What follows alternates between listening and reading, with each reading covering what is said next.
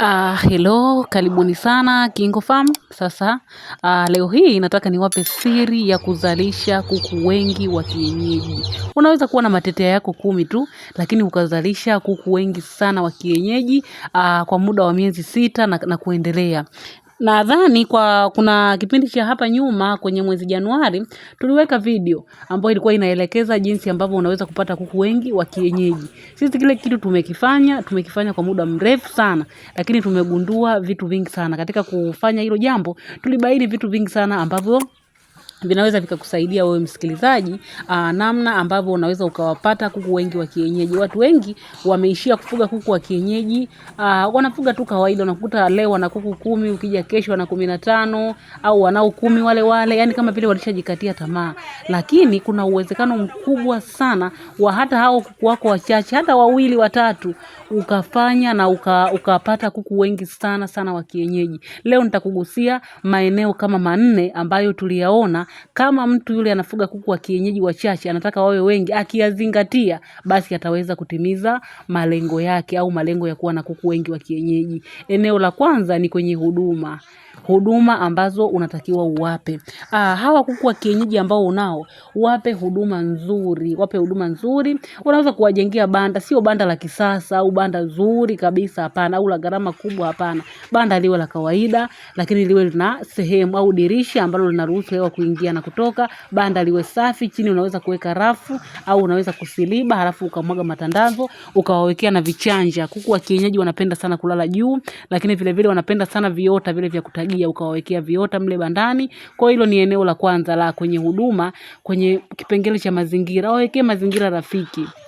Lakini pia usiwaache wakae ndani tu. Hata kama uko maeneo ya mjini, basi watafikia na kaeneo kadogo wao wanatoka nje. Ila kama uko eneo la kijijini, basi wape eneo kubwa zaidi, waweke kwenye eneo kubwa zaidi, kwa sababu ni kuku ambao wanapenda sana kutoka nje, kutembea, kudonoa. Na mle wanamodonoa kuna madini wao wanayapata ambao ni muhimu sana pia kwao.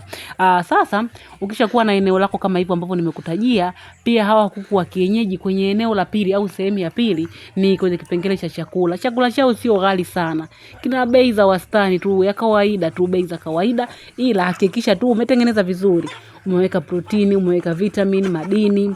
Ni chakula tu cha kawaida, gharama yake itakuwa nafuu na malighafi zake za kutengenezea zinapatikana tu kwenye mazingira ya kawaida kwa bei nafuu kabisa. Kama hauna ujuzi wa kutengeneza hiki chakula, tunakushauri ununue kile kitabu chetu cha ufugaji bora wa kuku wa kienyeji, au hiki kitabu tulichokitoa sasa cha safari ya ufugaji toleo la 2. Vitabu vyote hivi viwili vina formula nzuri kabisa ambazo ukizitumia kwa wale kuku wa kienyeji, utajikuta umetumia gharama ndogo kutengeneza kile chakula. Lakini pia hivi vitabu vinakupa mwongozo mzima wa kuwafuga kuku wa kienyeji kuanzia vifaranga mpaka wanakuwa wakubwa. Vimeelekeza uwafuge kwa namna gani, uwape kitu gani, chanjo gani, kila kitu kimekuelekeza cha kuwapa, pamoja na formula za chakula. Kama ni kuku wadogo, wakubwa, wanataga au wamedumaa, mle kuna maelekezo ya kuwahudumia. Kuku waliodumaa ni miongoni mwa wale ambao huaga wanavaa makoti. Pia huwa tunaweka kwenye kundi la kuku waliodumaa kwa sababu wanakuwa hawana lishe bora au kinga zao zinakuwa ziko dhaifu sana. Hiyo ni eneo la pili kwenye eneo la chakula ambacho utakuwa unawapa. Na hakikisha unawapa chakula vizuri kabisa, walau mara 2 au mara 3 kwa siku. Ukifanya hivyo, matokeo huwa ni mazuri sana. Kwa wale watakaohitaji kitabu chetu ambacho kina miongozo mzima ya kuwafuga hawa kuku, ni 10,000 tu. Ukilipia tunakutumia soft copy ya kitabu kwa njia ya WhatsApp. Lakini pia siri nyingine niliyoigundua kwa hawa kuku wa kienyeji, ili uweze kuzalisha wasipatwe kabisa na changamoto ya magonjwa, ipo kwenye mimea. Hii siri jamani, ipo kwenye mimea au kwenye tiba za asili. Kuku wa kienyeji yani ni wako vizuri sana kwenye tiba za asili. Ukitumia tiba za asili kwa kuku wa kienyeji, utasahau kabisa changamoto kwa kuku wa kienyeji. Kama tunavyojua changamoto kwa kuku wa kienyeji huaga ni magonjwa. Kuna wakati huaga wanapata magonjwa hasa wakiwa wadogo vifaranga. Sasa wewe wawahi kuwapa mimea.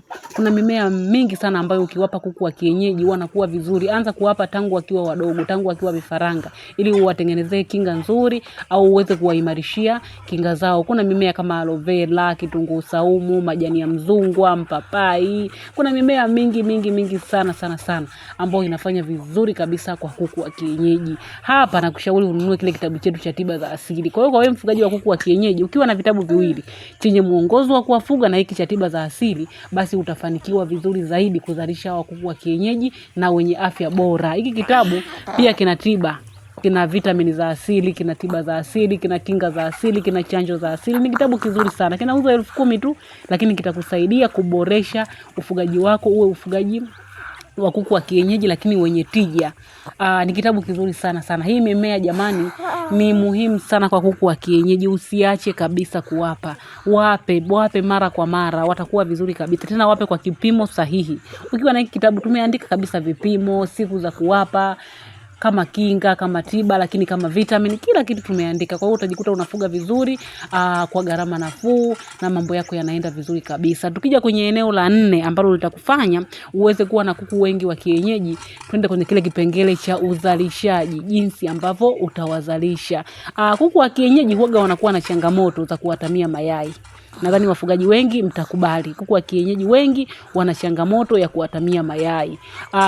Ila kabla huyo kuku haujaenda mbele zaidi, mtengenezee kwanza kuku yeye mazingira mazuri ya kuatamia yale mayai. Kuku anayeatamia mara nyingi huwa hapendi kuweka sehemu ambayo ina disturbance.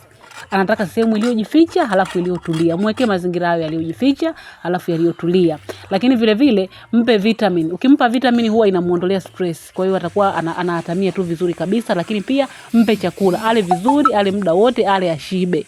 Hii ya kula na kushiba itamsaidia apate nguvu wakati wa kuatamia. Mpe chakula kizuri na vitamin. Lakini ukiona umefanya hivyo na imeshindikana, basi nakushauri mtengenezee chakula kizuri kabisa. Sisi KingoFarm huwa tuna formula. Ipo kwenye kile kitabu cha Safari ya Ufugaji la toleo la 2 ambacho unaweza ukakinunua kwa ajili ya kukupa mwongozo wa kuwafuga. Ile formula ukiwapa kuku hawa huaga wanataga mayai mengi sana. Na hata wakiacha wakaatamia, basi baada ya kutotoa wanakaa wiki 2 tu, baadaye wanaanza tena kutaga. Huwa wanakuwa ni watagaji wazuri sana. Kwa hiyo watengenezee chakula kizuri ambacho kina support utengenezwaji wa mayai kwenye miili yao.